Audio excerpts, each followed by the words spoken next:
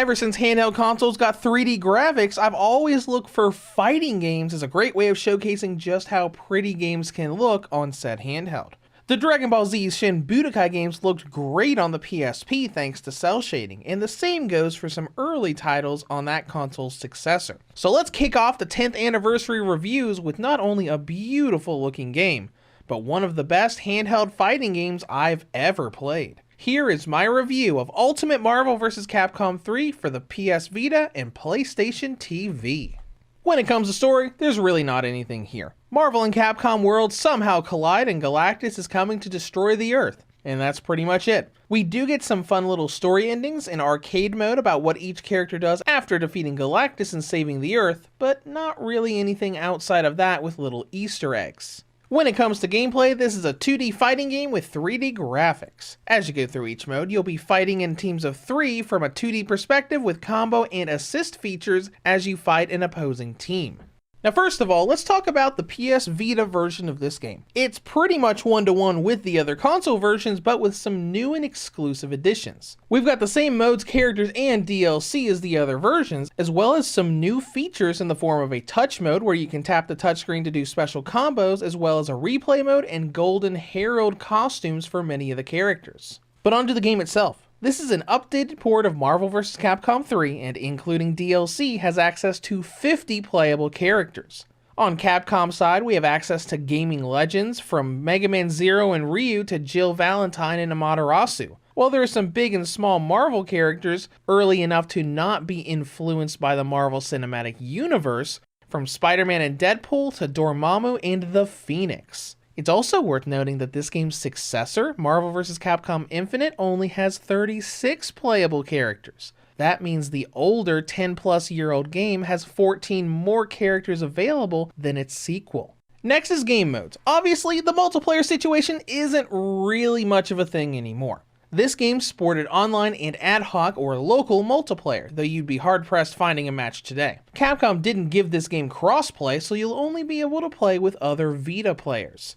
But in offline, we have arcade, touch, training, mission, and the Heroes and Heralds card game. Arcade and touch modes are essentially the same thing, with arcade having you choose a team of 3 characters to tackle several stages, leading up to a boss fight with Galactus, letting you unlock character endings and special points depending on which character you finish the final boss off with. And touch mode is basically just arcade mode, but you can use the Vita's touch controls to tap the screen and automatically do simple combos.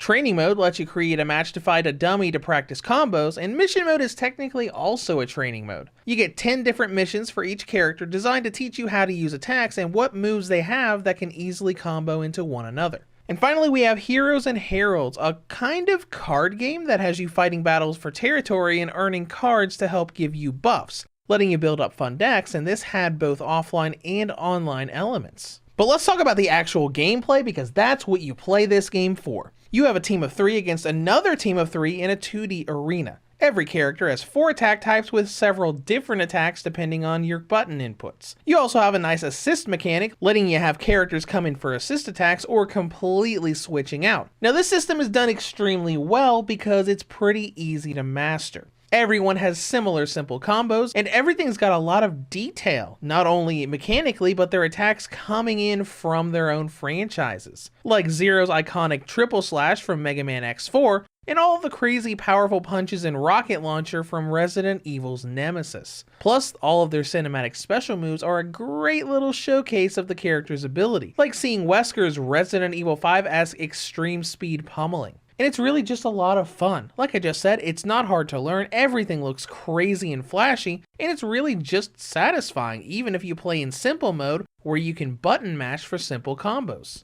And that's about it for gameplay, so let's talk about content and length.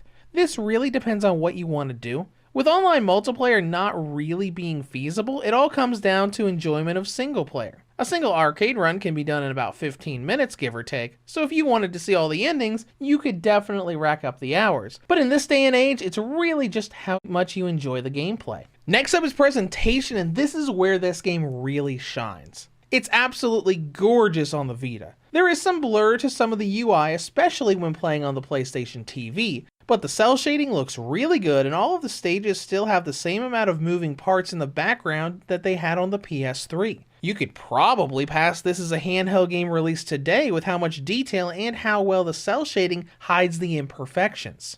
Then we get to performance, which is equally amazing. Now, it is true that you'll be encountering a lot of loading screens when you're going from menu to menu, but once you get into a fight, the PS Vita version runs at a nearly flawless 60 frames per second. It was incredible to see this on a handheld over 10 years ago, and really showed what the Vita could do with a fighting game.